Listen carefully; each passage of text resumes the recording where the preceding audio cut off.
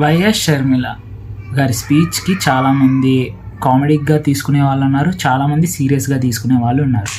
But ఏది ఏమైనప్పటికీ YS Sharmila గారి స్పీచ్ చాలా బాగా పనిచేసిందనే చెప్పచ్చు గత ఎన్నికల్లో వైసీపీ విజయం చూస్తుంటే. అలాంటి ఒక ఇంపార్టెన్స్ని సంపాదించుకున్న ఆమె కొన్ని స్టేట్మెంట్స్ అయితే రీసెంట్గా పాస్ చేస్తారు. ఏదైతే మీమ్స్లో ట్రోలింగ్స్లో ట్రెండ్ అవుతుందో మా ఆవిడే అంటారు కానీ ఆడబిడ్డే కానీ అలాంటి స్టేట్మెంట్స్. సో ఆవిడ ఎందుకు ఇచ్చారో అలాంటి స్టేట్మెంట్స్ కానీ అలాంటి స్టేట్మెంట్స్ ప్రజల్లోకి బాగా వెళ్ళిపోయాయి అన్నమాట. సో అలాంటి స్టేట్మెంట్సే ఆంధ్రాలో కూడా రీసెంట్గా రెండు వదిలారు. రెండింటిని చూద్దాం అన్నమాట. సో ఏదైతే బీజేపీ పార్టీ రూలింగ్లో ఉండే దేశమంతా బీజేపీ అంటే భారతీయ జనతా పార్టీ అని ఉంది. కానీ ఆంధ్ర రాష్ట్రంకి వచ్చేసరికి బీజేపీ అంటే దాని పేరు భారతీయ జనతా పార్టీ కాదు. బి అంటే బాబు, జే అంటే జగన్, పి అంటే పవన్ అని స్ట్రాంగ్గా కౌంటర్ ఇచ్చారనమాట. సో దీని మీద చాలా మీమ్స్ వచ్చాయి.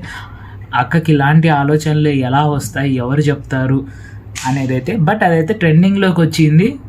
చూస్తే చాలు నవ్వుకుంటాం అలాంటి స్టేట్మెంట్. ఇంకొకటి అన్న మీదే ఈసారి ఎక్కుపెట్టి టార్గెట్ పెట్టుకొని వైసీపీ అంటే వైవిఎస్ చౌదరి అంట, ఎస్ అంటే సాయి రెడ్డి గారంట,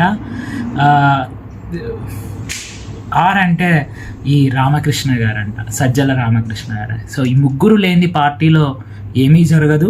జగన్ గారు ఊరికే ఒక డమ్మీ పీస్ అని, ఆమె అయితే డమ్మీ పీస్ అనలేదు కానీ సో ఈ ముగ్గురు మాటలనే జగన్ గారు వింటారు, ఎవరికి ఇంపార్టెన్స్ లేదు అని అయితే స్టేట్మెంట్స్ పాస్ చేస్తారనమాట. సో ఇలాంటి స్టేట్మెంట్స్ ఆమె పాస్ చేస్తూనే ఉంటారు.